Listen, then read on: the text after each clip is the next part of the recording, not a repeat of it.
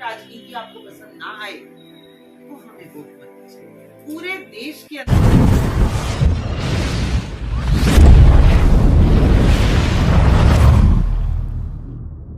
नमस्कार, स्वागत है आपका न्यूज जनशक्ति में। आइए देखते हैं आज के मुख्य समाचार। विधानसभा चुनाव की तैयारी के मद्देनजर डूंगरपुर के सर्किट हाउस में आम आदमी पार्टी की प्रेस वार्ता का आयोजन किया गया। इस अवसर पर पूर्व विधायक देवेंद्र कटारा, विपिन कोटेड़, प्रदेश प्रवक्ता कीर्ति पाठक, मुकेश आहारी सहित कई कार्यकर्ता उपस्थित रहे। इस अवसर पर प्रदेश प्रवक्ता कीर्ति पाठक ने पत्रकारों से बातचीत करते हुए क्या कहा, देखिए न्यूज जनशक्ति की ये स्पेशल कवरेज। पिछले 75 साल जो समय बीता है विभिन्न सरकारें नहीं है, लेकिन जो आदिवासी अंचल है उसमें एक सही नियत की सरकार कभी नहीं है। सही नियत के जन सेवक और जन जिन्होंने आदिवासी अंचल को इस गरीबी से मुक्त कराने का प्रयास किया, या जिन्होंने कुछ ऐसा प्रयास किया हो कि जिससे हमारे जो आदिवासी भाई बहन हैं उनके जीवन में एक सकारात्मक बदलाव आ सके, ऐसा कभी भी नहीं किया। आम आदमी पार्टी अब दमखम अपना ठोकते हुए प्रदेश में पूरी 200 सीटों पर चुनाव लड़ने का विचार कर चुका है। इसीलिए आदिवासी अंचल हमारी प्रायोरिटीज में से है, क्योंकि यहाँ पर जिंदगियां बदली नहीं। यहाँ पर कुछ समाज के ठेकेदार जरूर खड़े हुए, लेकिन उन्होंने गरीबी से बाहर अपने साथियों को निकालने का एक बहुत अच्छा प्रयास किया।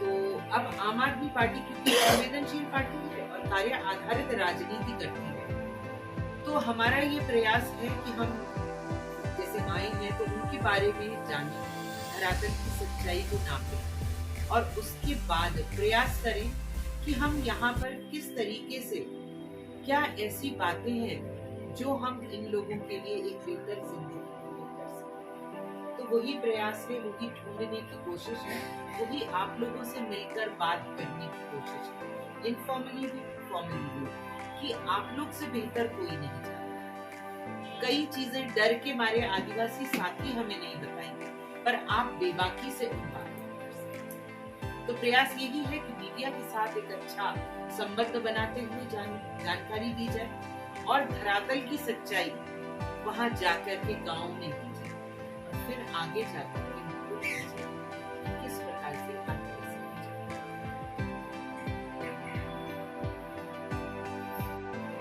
उनकी जो योजनाएं हैं वो अखबारों तक सीमित रही, वो कागजों तक सीमित रही। सड़कें हैं बन चुकी हैं, लेकिन अगर हम सच्चाई में जाकर के देखें तो कोई सड़क नहीं बनी है। कागजों पर वो सड़क पास हो चुकी है, बन चुकी है और उसका पैसा उठ चुका है। हमारे भाई, हमारी बहन ये नहीं जानते कि उनके वहां तो सड़क बन चुकी है, लेकिन वो तो कच्ची रोड पर चल रहे हैं, पगडंडियों पर चल रहे हैं। केंद्र सरकार की योजना आती है कि सौर ऊर्जा से घर उजाला उनमें आएगा।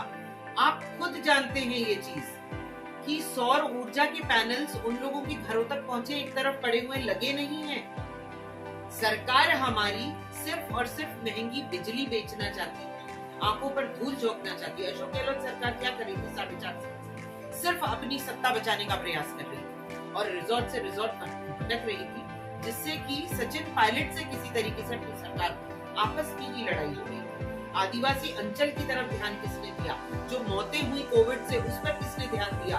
जब हम 3 महीने तक अपने घरों में बैठे हुए थे, जब कोई भी हमारे पास कमाई का साधन नहीं था, जब भूखे मर रहे थे लोग, जो सरकार भाग रही थी अपनी सत्ता बचाने के लिए, उन लोगों ने क्या 3 महीने की बिजली के बिल भी माफ किए आम जनता ने? कितनी बार आम आदमी पार्टी ने प्रयास किया, लेकिन टस से मस नहीं हुई। और क्योंकि हम लोग आ रहे हैं अब दम ठोकने के लिए, तो अशोक गहलोत जी 100 यूनिट बिजली फ्री की घोषणा करते हैं। किसके घर में 100 यूनिट बिजली से काम चलता है और उस पर उसके बाद में टैक्स लगा देते हैं। आप ये चीज सोचिए, क्या आंखों पर पर्दा डालने का प्रयास है? क्या 4.5 साल महंगाई नहीं थी? 4.5 साल में महंगाई के लिए क्या किया अशोक गहलोत जी? अब जो महंगाई राहत कैंप लगा रहे हैं, क्या लोगों के सामने कैरेट डैंगल कर रहे हैं? उनको सिर्फ एक छलावा दे रहे हैं, एक जुमला कर रहे हैं, अगर हम सत्ता में आए तो ये कर देंगे। अगर 4.5 साल कुछ नहीं कर पाए तो क्या हम किस बात पर भरोसा करें? केंद्र सरकार के लोग जुमला बोल करके 15 लाख रुपए देंगे आपके अकाउंट में आ जाए। ऐसे ही ये जुमले दे रहे हैं अब हम सत्ता में आए। तो जब आप सत्ता में थे तब क्या? प्रश्न तो ये है उनसे, सत्ता में आज दिल्ली की सरकार से प्रश्न कीजिए कि आप सत्ता में थे, आपने क्या किया? चलेगा, दिल्ली की सरकार बोलेगी हमने ये किया, और हम तो आप सबको बोलते हैं चलिए, आप चलिए दिल्ली में देखिए, हम आपको मोहल्ला क्लिनिक दिखाते हैं, हम दिल्ली की सरकारी स्कूल दिखाते हैं, हम दिल्ली की बसेस दिखाते हैं जहाँ पे मार्शल्स हैं, हम सीसीटीवी कैमरास दिखाते हैं, हमारी महिलाओं से बात करवाते हैं, आम जनता से बात कीजिएगा, आपको पता चलेगा कि दिल्ली की सरकार एक संवेदनशील सरकार है। आपके और हमारे टैक्स के पैसों से वो उनको फ्री में दे रही है। ऐसा क्या है कि हम लोग, आज तक की सरकारें कुछ भी फ्री में हमारे लोगों को नहीं दे पाई। अस्पतालों की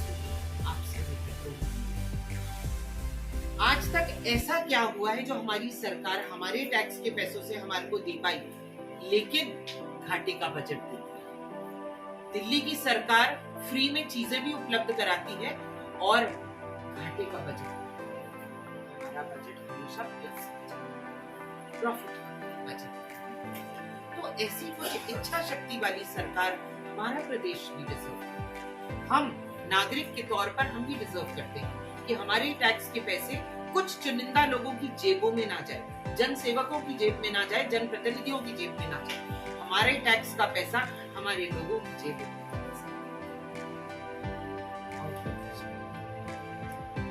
राजस्थान में 200 सीटें तो लड़ने की बात कर रहे हैं। डूंगरपुर में पहले से 2-3 पार्टियां हैं, जैसे बीजेपी है, बीजेपी है, कांग्रेस है। अब आपकी भी एंट्री है, तो कैसे मैदान में जाएंगे और जो जमे हुए उनको कैसे तोड़ने लगेंगे? उनकी जो जमीन है, उनकी जो जमीन है, वो उन्होंने काम नहीं किया। हम तो सिर्फ अपने काम की बात करें। जो हमने दिल्ली और पंजाब में डिलीवर किया है, जो बेरोजगारी का दंश भोग रही है जनता, हम उस बेरोजगारी को दूर करने की गारंटी देकर गए हैं। जो संविदा पे कर्मी रहे हैं और जिनको सरकारें हटा देती है जब मन चाहे, हमने उनके लिए गारंटी दी है। माननीय अरविंद केजरीवाल वो गारंटी देकर के गए कि जो लोग संविदा कर्मी हैं उनको परमानेंट करेंगे। तो ऐसी कई हमारी जो 8 गारंटीज हैं उनको लेकर चलेंगे, और आदिवासी अंचल के लिए अगर कुछ प्रयास होगा तो अरविंद केजरीवाल जी को जो भी जरूरी है। प्रत्याशियों की पहली सूची कब तक आएगी? Within a few days. Madam, आपके इंडिया अलायंस में आम आदमी पार्टी कनेक्टेड है कांग्रेस के साथ, और यहीं विधानसभा चुनाव में वो 200 सीटों पर चुनाव लड़ती है। ऐसे में क्या अलायंस पे कोई फर्क पड़ेगा क्या? नहीं, अलायंस जो है वो बेसिकली लोकसभा चुनाव है। तो हमारा विधानसभा चुनाव के अंदर अभी हम खुल के बोल रहे हैं, कांग्रेस सरकार के विरुद्ध हम बात कर रहे हैं। जब वो डिलीवर नहीं करेंगे तो हम बोलेंगे। तो विधानसभा चुनाव तो अपने दम पर लड़ा जाएगा, और लोकसभा चुनाव के अंदर